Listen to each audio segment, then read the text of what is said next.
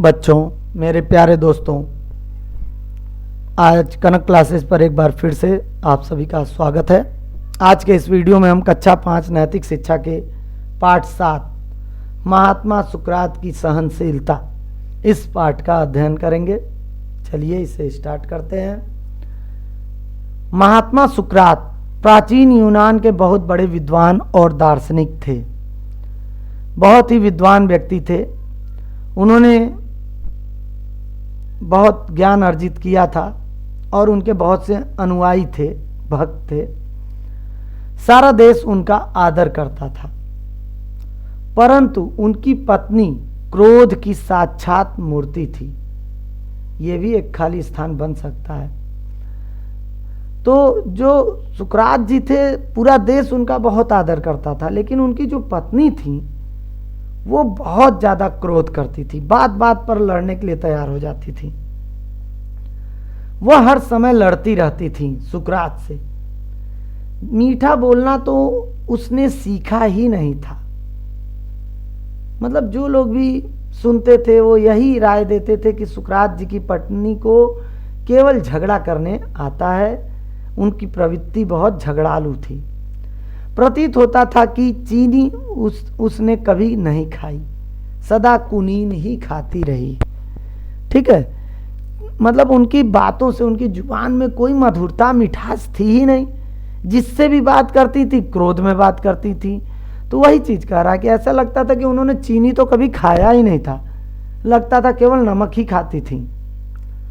सुकरात घर पर मौन होकर बैठते, ध्यान लगाना चाहते, पढ़ना चाहते, तो उनकी पत्नी चिल्लाना शुरू कर देती। हर समय चुप ही बैठे रहते हो, ये कहने लगती थी, डिस्टर्ब कर देती थी। वे कोई पुस्तक पढ़ने जाते थे तो चिल्ला उठती, आग लगे इन पुस्तकों को, इन्हीं के साथ विवाह कर लेना था, मेरे साथ क्यों किया। अरे भाई ठीक है, कभी कभी कोई बोलता है तो अच्छा भी लगता है, लेकिन उनकी पत्नी बात बात में, इधर कुछ भी काम करने बैठेंगे तो जरूर वो कुछ ना कुछ उल्टा बोलेंगी। ऐसी स्थिति थी। एक दिन सुकरात जब घर आए तो पत्नी ने इसी प्रकार बकना झकना प्रारंभ कर दिया, डिस्टर्ब कर दिया, उल्टा सीधा बोलना शुरू कर दिया। उस समय सुकरात के साथ उनके कुछ विद्यार्थी और भक्त भी उनके साथ आए हुए थे घर पर। अब उन्होंने उसके यानी सुकरात की पत्नी के इस आचरण का बहुत बुरा माना। भाई अगर आप ही के टीचर को कोई उल्टा सीधा बोलेगा तो आपको खुद बुरा लगेगा। तो उन शिष्यों को और भक्तों को भी अच्छा नहीं लग रहा था, परंतु सुकरात कुछ नहीं बोले, चुपचाप रहे। पत्नी ने उन्हें चुप देखा, मौन माने होता है चुप देखा, तो उसके क्रोध की पारा और भी चढ़ गया और वह ऊंची ऊंची आवाज में जो है बोलने लगी। भाई अब सुकरात विद्वान व्यक्ति थे, अब वो झगड़ा थोड़े करेंगे। इतनी समझदारी तो एक सामान्य व्यक्ति को, किसी को भी होती है कि घर में मेहमान आए हुए हैं तो किस तरह से बोलना है। तो जब उनकी पत्नी उल्टा सीधा चिल्ला चिल्ला के बोलना शुरू की तो भी जो है सुकरात चुपचाप बैठे रहे। और जब सुकरात को चुप देखा उनकी पत्नी ने तो उनको बहुत बुरा लगा कि अच्छा, मतलब मेरी बात का जवाब नहीं दे रहे हैं। और वो और ऊंची ऊंची आवाज में झगड़ा करने लगी, बोलने लगी, चिल्लाने लगी। लेकिन सुकरात फिर भी चुपचाप बैठे रहे, कुछ नहीं बोले। सुकरात की चुप्पी से उनकी पत्नी क्रोध से इतनी पागल हो गई कि वो बाहर निकली और मकान के बाहर पड़ा हुआ गंदा कीचड़ एक बर्तन में भर कर लाई और इस कीचड़ को उसने बड़ी तेजी से सुकरात के सिर पर उड़ेल दिया। अब बताइए, बुरा नहीं लगेगा किसी को, लेकिन फिर भी सुकरात अपने गुस्से को, मतलब उनको गुस्सा नहीं आया। सुकरात हंसकर बोले, देवी आज तो पुरानी कहावत गलत हो गई। कहावत है कि जो गरजते हैं वे बरसते नहीं, लेकिन आज हमने देखा कि जो गरजते हैं वे बरसते भी हैं। यानी अपनी पत्नी की इस बदतमीजी को भी उन्होंने मजाक में उड़ा दिया, लेकिन उनकी पत्नी को बुद्धि नहीं आई। उसके बाद भी वो झगड़ा करती रही। सुकरात हंसते रहे, परंतु उनका एक विद्यार्थी क्रोध में आ गया। सुकरात तो कुछ नहीं बोले अपनी पत्नी को, लेकिन उनका एक स्टूडेंट जो है बहुत ज़्यादा गुस्से में आ गया यह देखकर। उस विद्यार्थी ने चिल्ला कर कहा, यह स्त्री तो चुड़ैल है, गुरुदेव आपके योग्य नहीं है। सुकरात बोले, नहीं योग्य है, ऐसी बात नहीं है, वो भी योग्य है। यह ठोकर लगा लगा कर देखती रहती है कि सुकरात कच्चा है या पक्का। सुकरात जी ने अपनी पत्नी के इतने गलत व्यवहार के बाद भी अपनी पत्नी का तारीफ करते हुए कहा कि ये मुझे ठोकर लगा लगा कर, अपनी बातों की ठोकर लगा लगा कर यह देखती है कि सुकरात के अंदर भी गुस्सा है या नहीं।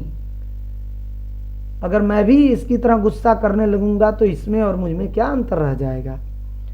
इसके बार बार ठोकर लगाने से मुझे भी पता लगता रहता है कि मेरे अंदर सहन शक्ति है या नहीं।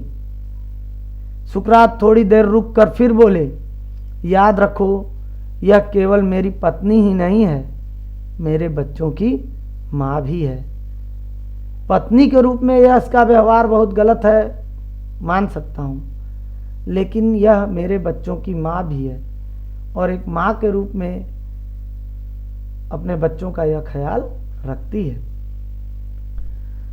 तो बच्चों, इस पाठ से संबंधित, इस पाठ में हम लोगों ने यही सीखा कि सहन शक्ति एक बहुत बड़ी शक्ति है और इस शक्ति के बल पर हम समाज में, देश में और अपने परिवार में सुधार ला सकते हैं। हाँ, इस पाठ से संबंधित कुछ प्रश्न यहाँ पर दिए हुए हैं जिनका उत्तर इस पाठ से आपको ढूंढना है। कोशिश करिए, अगर नहीं मिलता है तो इस पाठ के उत्तर का वीडियो भी आपको कनक क्लासेज पर मिल जाएगा, क्लास 5 नैतिक शिक्षा प्लेलिस्ट में, वहाँ से आप उत्तर लिख सकते हैं। और यहाँ एक चीज़ दिया हुआ है, आपत्ति सांप के समान नहीं होती, मतलब हर एक आपत्ति सांप के समान नहीं होती। जीवन की प्राथमिक आपत्तियाँ बहुधा आशीर्वाद होती हैं। जीती हुई कठिनाइयाँ न केवल हमें शिक्षा ही देती हैं बल्कि वे प्रयत्नों में हमें साहसी बनाती हैं। यहाँ प्रत्येक आपत्ति का मतलब है, जैसे अभी आप छोटे हो तो आपके मम्मी पापा आपको छोटी छोटी बातों पर रोकते हैं कि मोबाइल ज़्यादा मत चलाओ, टीवी देखते समय खाना मत खाओ, खाते समय बात मत करो, रोज़ शाम को पढ़ाई करो।